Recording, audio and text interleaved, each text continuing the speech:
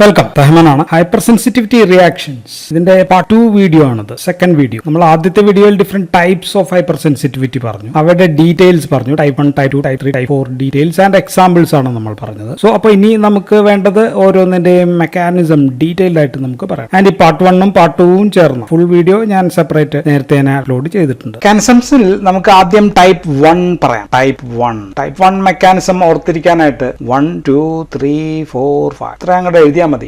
1 four type 1 തന്നെയാണ്. ഒന്ന് ഓർക്കാൻ പ്രത്യേകിച്ച് കാര്യം. ആൻഡ് 1 തന്നെയാണ് എ അല്ലെ. എ നമുക്ക് എന്തൊക്കെ ഓർക്കാം? അനാഫിലാക്സിസ് ഓർക്കാം, അറ്റോപ്പിക് ഓർക്കാം, അലർജി ഓർക്കാം. സോ എല്ലാം എ വെച്ചിട്ടാണ്. ആൻഡ് 2 ഓർക്കാൻ നമുക്ക് ടി ഹെൽപ്പർ സെൽസ് 2 ഓർക്കാം. ആൻഡ് 3 സുഖമാണ്, ഇന്റർലൂക്കിൻസ് ആണ്. 3 ഇന്റർലൂക്കിൻ 4 ഇന്റർലൂക്കിൻ 5 ആൻഡ് 5 തന്നെയാണ് ഇ അല്ലെ. ഇപ്പൊ ഇത് എ ബി സി ഡി ഇങ്ങനെ ഓർക്കുകയാണെങ്കിൽ 5 ആണ് ഇ വെച്ചിട്ട് നമുക്ക് ഓർക്കാൻ IgE ഓർക്കാം. ദെൻ ഇസിനോഫിൽ കൂടി നമുക്ക് ഇത്രയും കാര്യങ്ങളാണ് നമുക്ക് പെട്ടെന്ന് ഓർക്കാവുന്നത്.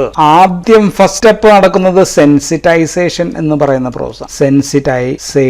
സെൻസിറ്റൈസേഷൻ എന്ന് പറഞ്ഞാൽ ആദ്യമായിട്ട് ഒരു അലർജൻ വരും. സോ ഇതൊരു അലർജൻ ആണ്, നമ്മുടെ ശരീരത്തിലേക്ക് ആദ്യമായിട്ട് വരുന്നു. സോ ഒരു പോളൻ എന്തോ ആവട്ടെ, ഒരു അലർജൻ, സം പോളൻസോ സം അലർജൻസോ നമ്മുടെ ശരീരത്തിലേക്ക് എത്തും. സോ ഇത് കാണുമ്പോൾ നമ്മുടെ ശരീരത്തിനകത്ത് ആന്റിജൻ പ്രസന്റിംഗ് സെൽസ് ഉണ്ട്, APCs എന്നാണ് പറയാം. സോ ഇത് ആന്റിജൻ പ്രസന്റിംഗ് സെൽസ് കണ്ടുപിടിക്കുന്നു, അവരുടെ പണി അതാണ്. ആൻഡ് ഇത് നേരെ CD4 സെല്ലിലേക്ക് കൈമാറും. CD4 സെൽ എന്ത് ചെയ്യുന്നു? CD4 സെല്ല് ഇത് പയ്യൻ CD4 ആയിരുന്നു, അല്ലെങ്കിൽ നമ്മൾ അതിനെ ശരിക്കും ടെക്നിക്കലി നെയ്വ് എന്ന് പറയണം. നെയ്വ് അത് മെച്ചുവർ ആകുന്നു, മെച്ചുവർ CD4 സെൽസ് ആവുന്നു. And this will become TH2. ഇതാണ് TH2 എന്ന് പറയുന്നത്. Then this TH2 will produce interleukin 4 ഉണ്ടാക്കുന്നു. ഈ ഇന്റർലൂക്കിൻ 4 ബി പ്ലാസ്മ സെൽസിനെ സ്റ്റിമുലേറ്റ് ചെയ്യുന്നു. And this will produce what? Plasma cells ആണ് ആന്റിബോഡീസ് ഉണ്ടാക്കുന്നത്. ഏത് ആന്റിബോഡിയാണ്? ഇമ്മ്യൂണോഗ്ലോബുലിൻ ഇ ആണ് നമ്മൾ പറഞ്ഞത്. സോ ഇമ്മ്യൂണോഗ്ലോബുലിൻ ഇ ഉണ്ടാകും. സോ ഇപ്പൊ എന്ത് സ്റ്റിമുലേറ്റ് ചെയ്തിട്ടാണ് ഉണ്ടായത്? ഈ അലർജൻ. സോ ഈ അലർജൻ വഴിയാണ് ഉണ്ടായതുകൊണ്ട് ഈ അലർജന് വേണ്ടി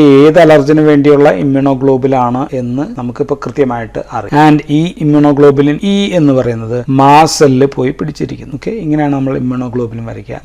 ഇത് മാസ് സെല്ലാണ്, മാസ് സെല്ല് പിടിച്ചിരിക്കുന്നത്. സോ ഇപ്പൊ എന്താണ് സംഭവം? മാസ് സെല്ലിന് അറിയാം ഇങ്ങനെ ഒരു സാധനം നമുക്ക് ഇഷ്ടമല്ല, നമ്മുടെ ശരീരത്തിൽ വന്നു കഴിഞ്ഞാൽ ബുദ്ധിമുട്ടാണ്. And this step is called as sensitisation. ഇതിനെയാണ് നമ്മൾ സെൻസിറ്റൈസേഷൻ എന്ന് പറയാം. ആൻഡ് TH2 വേറെയും പരിപാടികൾ ചെയ്യുന്നുണ്ട്. IL3 ഉണ്ട്, IL5 ഉണ്ടാക്കുന്നുണ്ട്. ആൻഡ് ഇത് ബേസോഫിലിനെയാണ് സ്റ്റിമുലേറ്റ്. പക്ഷെ ഇത് ഫസ്റ്റ് സ്റ്റെപ്പിലില്ല, സെക്കൻഡ് സ്റ്റെപ്പിൽ മാത്രമേ. സോ ഫസ്റ്റ് സ്റ്റെപ്പിൽ നമ്മൾ ഒരു ആന്റിബോഡി ഉണ്ടാക്കി വെച്ചിരിക്കും. ഇനി രണ്ടാമത് വീണ്ടും വരികയാണ്. സോ ഇത് ആദ്യം പോയി, ഇത് ഫസ്റ്റ് ആയിരുന്നു. Now he comes again for the second time. രണ്ടാമത് വരുമ്പോഴത്തേക്കും ഓൾറെഡി വി ഹാവ് ദിസ് അല്ലെ. ഇതൊക്കെ വീണ്ടും നടക്കും. APC പോവും, ഇങ്ങോട്ട് പോയി TH2, ഇതൊക്കെ വീണ്ടും നടക്കും. പക്ഷെ അതിനൊപ്പം ഓൾറെഡി നമ്മളുടെ മാസ് സെല്ലിൽ ഇമ്മ്യൂണോഗ്ലോബുലിൻ നേരത്തെ ഇരിപ്പുണ്ട്. സോ ഇത് ഇവിടെ വന്ന് പിടിക്കുമ്പോഴത്തേക്കും ഇത് വേറൊരു ഇമ്മ്യൂണോഗ്ലോബുലും കൂടി ആയിട്ട് ചേർന്നിട്ട് that will form cross linking എന്നാണ് പറയുന്നത്. സോ ഇങ്ങനെ ഒരു ക്രോസ് ലിങ്ക് ഫോം ചെയ്ത് കഴിഞ്ഞാൽ that means this has to degranulate. ഇത്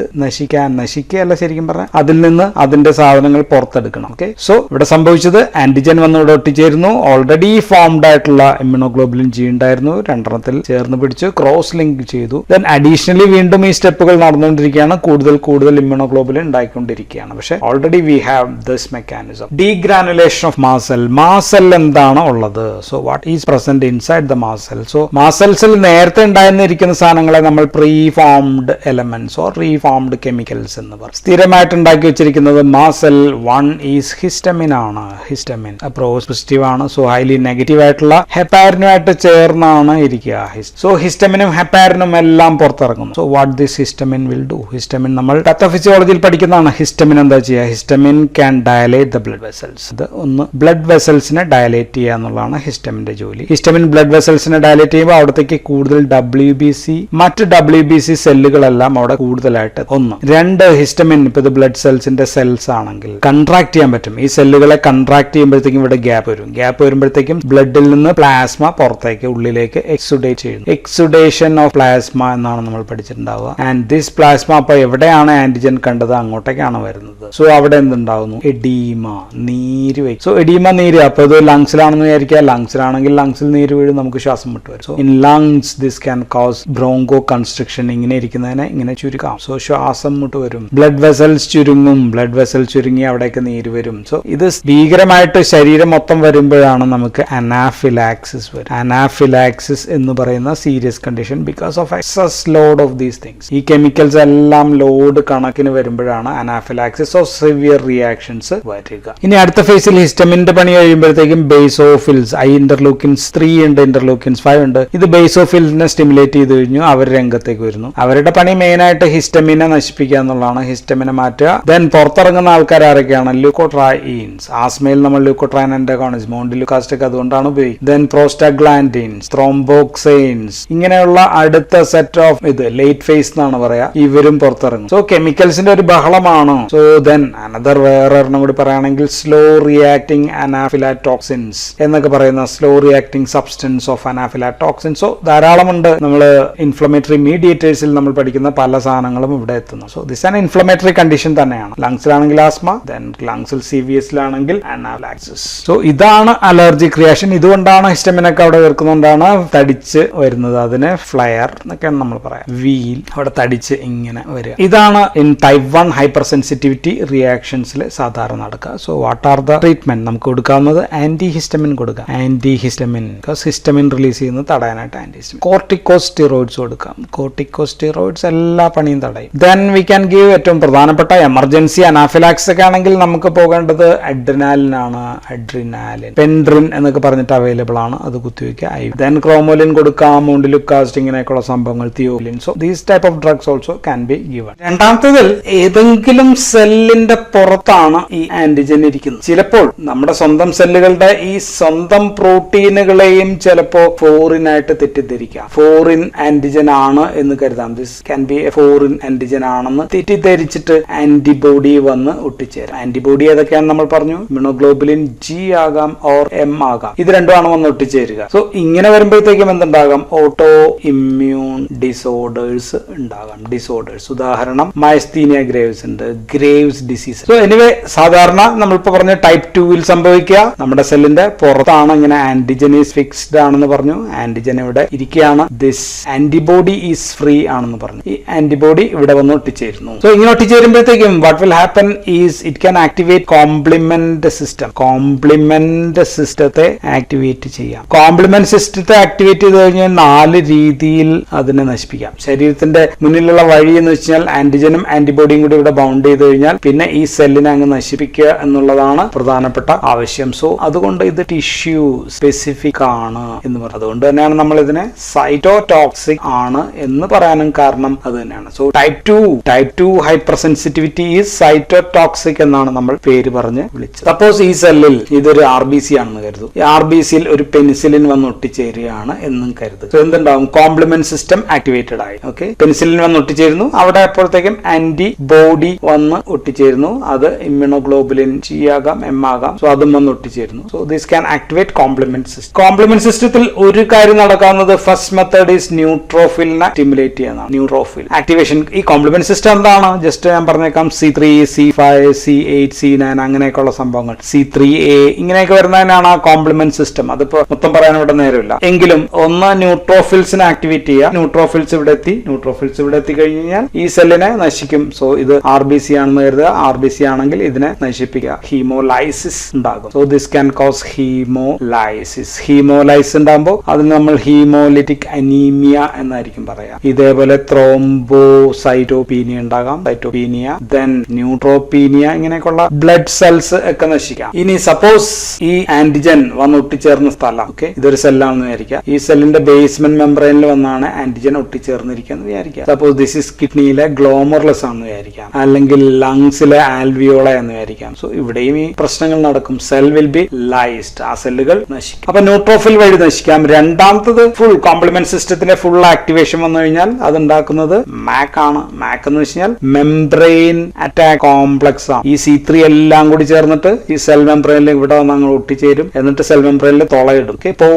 പോറിൻസ് ഒക്കെ ഉണ്ടാക്കും. സോ സാധനങ്ങളൊക്കെ പുറത്തേക്ക് പോവുകയും അങ്ങനെ സെൽ നശിക്കുകയും ചെയ്യും. ദെൻ മൂന്നാമത്തെ മെത്തേഡ് എന്ന് വെച്ചാൽ ഓപ്സോണൈസേഷൻ ആണ്. ഓപ്സോണൈസേഷൻ എന്ന് വെച്ചാൽ ഇതിൽ തന്നെയുള്ള C3 ഒക്കെ പോലെയുള്ള ചില ഇതൊന്നും ഇവിടെ നിന്ന് ഒട്ടിപ്പിടിക്കും. എന്നിട്ട് ഈ സെല്ലിനെ പതിയെ കൊണ്ടുപോയി സ്പ്ലീനിലേക്ക് കൊണ്ടുപോയിട്ട് അതിനെ തട്ടും. അതിനാണ് ഓപ്സോണൈസേഷൻ എന്ന് പറയുന്നത്. നാലാമത്തെ മെത്തേഡ് എല്ലാം കില്ലിംഗ് മെത്തേഡാണ്, സെൽ ഡിസ്ട്രക്ഷൻ മെത്തേഡാണ് ഞാൻ പറയുന്നത്. നാലാമത്തതിനെ നമ്മൾ നമ്മൾ ADCC എന്നാണ് പറയാം. A for antibody, antibody dependent cell mediated cytotoxicity. അതിനെയാണ് നമ്മൾ ADCC. ഇവിടെ ആന്റിജനും ആന്റിബോഡിയും തമ്മിൽ പിടിച്ചു കഴിയുമ്പോഴത്തേക്കും other cell, natural killer cells എന്ന് പറയുന്ന സെൽസ് ആക്ടിവേറ്റഡ് ആകും. ആൻഡ് ഇത് തിരിച്ചറിയും. നാച്ചുറൽ കില്ലർ സെൽസ് ആക്ടിവേറ്റഡ് ആയി കഴിഞ്ഞാൽ ഇതിനെ തിരിച്ചറിയുകയും ഇതിനെ വന്ന് കൊല്ലുകയും. സോ ഇതെല്ലാമാണ് സാധാരണ ഉള്ള ടൈപ്പ് 2 സൈറ്റോടോക്സിക് മെക്കാനിസംസ്. ഇനി ഞാൻ 2 എക്സാമ്പിൾ പറഞ്ഞത് ഓട്ടോഇമ്യൂൺ ഡിസോർഡർ ആണ്. ഒന്ന് ഞാൻ പറഞ്ഞത് മയസ്തീനിയാണ്. മയസ്തീനിയയിൽ ഇപ്പൊ ഇത് സ്കെൽറ്റൽ മസിൽ ആണെന്ന് വിചാരിക്കാം. സ്കെൽറ്റൽ മസിൽസിൽ നമുക്കറിയാം ഒരു റിസപ്റ്റർ ഉണ്ട്,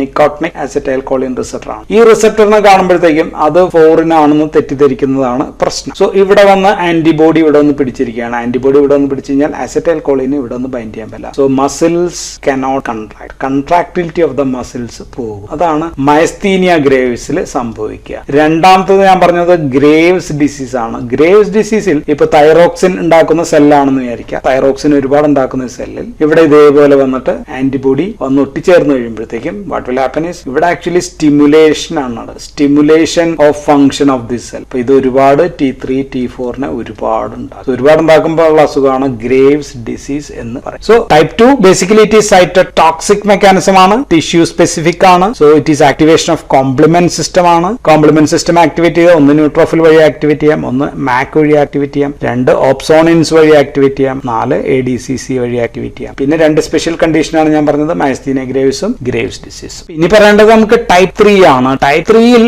ഇവിടെ ആരാണ് പ്രശ്നം? ഇവിടെ ഇത് ആന്റിജൻ ആണ്, ഇത് ആന്റിബോഡിയാണ്. ആന്റിജനും ആന്റിബോഡിയും ചേർന്ന കോംപ്ലക്സിനെ നമ്മൾ ഇമ്മ്യൂൺ കോംപ്ലക്സ് എന്നാണ് പറയുന്നത്. Immune complex. So immune complex ഇങ്ങനെ, ഇത് ബ്ലഡ് ആണെങ്കിൽ ബ്ലഡ് വെസലിലൂടെ ഇങ്ങനെ അലഞ്ഞിരിഞ്ഞ് ഇങ്ങനെ 2 ആൾക്കാരും കൂടി ഇങ്ങനെ നടന്നുകൊണ്ടിരിക്കും. സോ ഇത് എവിടെ വേണമെങ്കിലും പ്രശ്നം ഉണ്ടാക്കാം. ഒരു പ്രത്യേക ടിഷ്യൂവിൽ മാത്രമല്ല, എവിടെ വേണമെങ്കിലും പ്രശ്നം ഉണ്ടാക്കാം. സപ്പോസ് ഇത് ബ്ലഡ് വെസൽ ആണെങ്കിൽ ഇത് ഇവിടെ കയറി പ്രശ്നം ഉണ്ടാക്കാം. സോ വാസ്കുലൈറ്റിസ് ഉണ്ടാക്കാം. ഇനി ഇത് പോയി DNA ഫ്രാഗ്മെന്റ്സിൽ ഒട്ടിച്ചേരാം. DNA ഫ്രാഗ്മെന്റ്സിൽ ഒട്ടിച്ചേർന്നിട്ട് ഇമ്യൂണോഗ്ലോബുലിൻ കൂടുതലായിട്ട് ഉണ്ടായിക്കൊണ്ടേയിരിക്കാം. DNA പോയിട്ട് അവിടെ പോയി ഒട്ടിച്ചേർന്നിട്ട് DNA ഫ്രാഗ്മെന്റ്സിൽ വഴി ഒട്ടിച്ചേർന്നിട്ട് ഇവിടെ പോയിട്ട് ഈ സാധനം കൂടുതൽ IgG ഇങ്ങനെ ഉണ്ടായിക്കൊണ്ടിരിക്കുകയാണ്. സോ ലോട്ട് ഓഫ് IgG ഇങ്ങനെ ഉണ്ടായിക്കൊണ്ടിരിക്കും. കോംപ്ലിമെന്റ് സിസ്റ്റത്തെ ഇങ്ങനെ ആക്ടിവേറ്റ് ചെയ്യും. So activate the compliment system.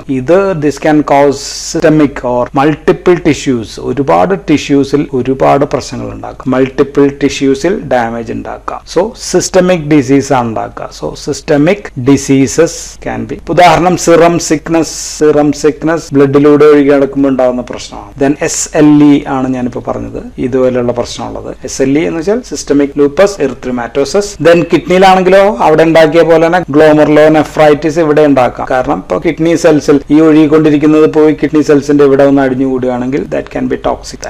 Okay, ഇനി ഇത് ജോയിന്റ്സിലാണ് അടിഞ്ഞേറെങ്കിലോ, ഇത് കാലിന്റെ 2 ജോയിന്റ് ആണെന്ന് വിചാരിക്കാം, ഇവിടെ വന്ന് അടിഞ്ഞേർന്നു കഴിഞ്ഞാൽ this can cos problem here. Okay, arthritis ഉണ്ടാക്കാം. ചിലപ്പോൾ ഇത് ഏതെങ്കിലും ഒരു ഭാഗത്ത് ഇത് വലിയ ബിഗ് ഇമ്യൂണോഗ്ലോബുലിൻസ് ഒക്കെ ഒരുപാട് ബിഗ് ആണെങ്കിൽ ലോക്കൽ പ്രശ്നം ഉണ്ടാക്കാം. എവിടെയെങ്കിലും ലോക്കലായിട്ട് ഒരു ടിഷ്യൂവിൽ വന്ന് മാത്രം അടിഞ്ഞുണ്ടാക്കാം. ലോക്കലായിട്ട് അടിഞ്ഞു ചേർന്നതിനെയാണ് നമ്മൾ ആർത്തസ് റിയാക്ഷൻസ്. സോ അതിനെ നമ്മൾ ലോക്കലായിട്ട് അടിഞ്ഞു ചേർന്നതിനെ ഇറ്റ് ഈസ് ലോക്കൽ ആണെങ്കിൽ അതിനെ നമ്മൾ ആർത്തസ് പോലുള്ള പ്രശ്നങ്ങളായിരിക്കും ഉണ്ടാക്കുക. ഇനി നമുക്ക് അവസാനത്തത് last type, that is type 4 കുറിച്ച് പറയാം. ടൈപ്പ് 4 നമ്മൾ വിളിക്കുന്നത് ഡിലേഡ് എന്നാണ്. വേറൊരു പേര് പറഞ്ഞത് cell mediated hypersensitivity reactions എന്നാണ് നമ്മൾ ഇതിനെ പറഞ്ഞത്. ഇവിടെ നമ്മൾ സംസാരിക്കാത്തതിനെ കുറിച്ചിട്ടാണ്. We are not talking about antibody mediated അല്ല എന്നുള്ളതാണ് പ്രധാനപ്പെട്ട ഒരു കാര്യം. ഇപ്പൊ ഒരു ഫോറിൻ ആന്റിജൻ ഇവിടെ എത്തുന്നു വിചാരിക്കുക. നമ്മുടെ ഡെൻഡ്രൈറ്റിക് സെൽസ്, ഈ ആന്റിജനെ ഡെൻഡ്രൈറ്റിക് സെൽസ് കയ്യിലാക്കുന്നു, അകത്ത് എത്തിക്കുന്നു എന്ന്. ഇപ്പൊ ഡെൻഡ്രൈറ്റിക് സെൽസ് നമുക്ക് എങ്ങനെയാണെങ്കിലും വരും. ഓക്കെ, ഡെൻഡ്രൈറ്റിക് സെൽസിന് അകത്തെത്തി. ഇപ്പൊ ആന്റിജനെ ഡെൻഡ്രൈറ്റിക് സെൽസ് എടുത്തു എന്ന് കരുതുക, കസ്റ്റഡിയിൽ എടുത്തു എന്ന് കരുതുക. This dendritic cells is now acting as an antigen presenting cells ആയിട്ട് ആക്ട് ചെയ്യുന്നു. നൗ കസ്റ്റഡിയിൽ ഈ ആന്റിജൻ ഉള്ളപ്പോ ഇവിടെ വന്നിട്ട് MHC class 2 that is major histocompatibility class 2 വന്ന് ഇവിടെ ഒട്ടിച്ചേരുകയാണ്. ഒട്ടിച്ചേർന്നു കഴിഞ്ഞാൽ this can now release interleukin 2 release ചെയ്യുന്നു. ഇന്റർലൂക്കിൻസ് 2 അത് പോയി ആക്ടിവേറ്റ് ചെയ്യുന്നു ആരെ? CD4 സെൽസിനെ ആക്ടിവേറ്റ് ചെയ്യുന്നു. ഇപ്പൊ CD4 സെൽസ് വീണ്ടും എണ്ണത്തിലൊക്കെ വർദ്ധിപ്പിച്ച് അയാൾ മെച്യൂറായി വലിയ ആളായി. And this CD4 TH1 cells, so this is TH1 cell, CD4 TH1 cells ആണ്. So this now produces interferon. Interferon gamma release. ഈ ഇന്റർഫെറോൺ ഗാമ ആരെ ആക്ടിവേറ്റ് ചെയ്യുന്നു? ഇന്റർഫെറോൺ ഗാമ മാക്രോഫേജസിനെ ആക്ടിവേറ്റ് ചെയ്യും. മാക്രോഫേജസ് അല്ലെ, മാക്രോഫേജസ് എന്ന് വെച്ചാൽ സെല്ലുകളെ കൊല്ലുന്ന ആളാണ്. മാക്രോഫേജസിനെ ആക്ടിവേറ്റ് ചെയ്യുന്നത്. ഈ മാക്രോഫേജസ് നോ ആക്ടിവേറ്റഡ് ആയി കഴിഞ്ഞാൽ ഇവര് എന്ത് ചെയ്യുന്നു? This will release cytokines release. ധാരാളം സൈറ്റോകൈൻസ് പുറത്തേക്ക് റിലീസ് ചെയ്യുന്നു. And this can activate CD8+ സെൽസിനെ ആക്ടിവേറ്റ് ചെയ്യുന്നു. ആൻഡ് ദിസ് CD8+ വളരെ സ്പെസിഫിക് ആയിട്ടുള്ള ഇതിനെ കൊല്ലാൻ പറ്റിയ സംഭവങ്ങൾ ഉണ്ടാക്കുകയും അതിനെ വളരെ സ്പെസിഫിക് ആയിട്ട് കൊല്ലുകയും ചെയ്യും. So now this can destroy, ഇതിനെ കൊല്ലാനായിട്ട് പറ്റും. ഓക്കെ, സോ എന്തൊക്കെ സ്റ്റെപ്പുകൾ നടക്കണം? ഞാൻ അതിന്റെ ഒരു 10-1 മാത്രമേ പറഞ്ഞുള്ളൂ. പല സ്റ്റെപ്പുകളുണ്ട്, ധാരാളം സ്റ്റെപ്പുകളൊക്കെ വിട്ടിട്ടാണ് പറഞ്ഞത്. ഓക്കെ, എന്തായാലും ഏകദേശം ഇങ്ങനെ നടക്കുമ്പോഴത്തേക്കും this will take little bit time. അതുകൊണ്ടാണ് ടൈപ്പ് 4 സ്ലോവസ്റ്റ് ആണെന്ന് നമ്മൾ പറഞ്ഞത്. It will take little bit time, സമയം പിടിക്കും. സോ ഉദാഹരണങ്ങൾ ഞാൻ പറഞ്ഞു കഴിഞ്ഞു, എങ്കിലും ഒന്നും കൂടി പറയാം. കോണ്ടാക്ട് ഡെർമറ്റൈറ്റിസ് ആണ് നമ്മൾ പറഞ്ഞ ഒരു ഉദാഹരണം. സോ റാഷസ് ഉണ്ടാക്കാം, സ്റ്റീവൻ ജോൺസൺ സിൻഡ്രോം പോലുള്ള ഉണ്ടാക്കാം. ദെൻ മൾട്ടിപ്പിൾ സ്ക്ലീറോസിസ് നമ്മൾ പറഞ്ഞു, diabetes mellitus type 1 diabetes mellitus നമ്മൾ പറഞ്ഞു, TB നമ്മൾ പറഞ്ഞു. ദെൻ പിന്നെ ചില ബാക്ടീരിയ, ദെൻ അതർ ഫംഗൈ, വൈറസോ, ഇൻട്രാസെല്ലുലാർ. സോ ഇത് സെല്ലിനകത്താണ് കയറിയിരിക്കുന്നത്, സെല്ലിനകത്തുള്ള പ്രോട്ടിയോസോമിനകത്തായിരിക്കും കയറിയിരിക്കുക. സോ ഇൻട്രാസെല്ലുലാർ ആയിട്ട് ആക്ടിവേറ്റ് ചെയ്യുന്ന പലതരം ബാക്ടീരിയ, ഫംഗൈ, വൈറസിന്റെ ഒക്കെ പേര് ഞാൻ ഓൾറെഡി പറഞ്ഞതാണ്. So these all can activate the type 4 or delay type of hyper sensitivity. So ഇത്രയും കാര്യങ്ങളാണ് നമുക്ക് ഹൈപ്പർ സെൻസിറ്റിവിറ്റിയെ കുറിച്ച് പറഞ്ഞത്. നമ്മളപ്പോൾ വിവിധ ടൈപ്പുകൾ പറഞ്ഞു, അവരുടെ ജനറൽ ക്യാരക്ടേഴ്സ് പറഞ്ഞു, ദെൻ അവസാനം അവയുടെ മെക്കാനിസവും പറഞ്ഞു. So that's all in this video. Thank you for watching.